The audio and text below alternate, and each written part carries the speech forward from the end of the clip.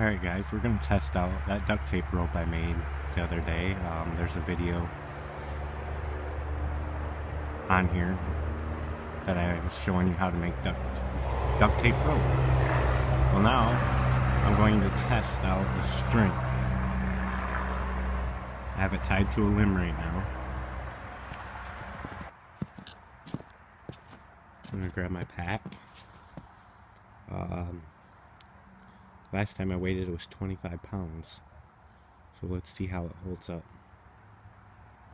to the duct tape rope. Well, I must say it held up pretty darn good with that for holding my pack, at least 25 pounds. And all I did was just double knotted it. You know, if I'd have tied it even better, it would probably hold even better.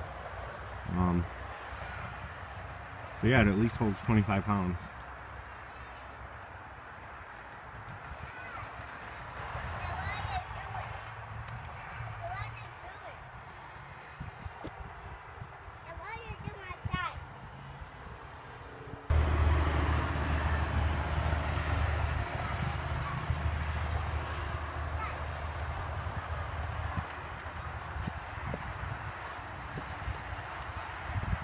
Well, what do you guys think?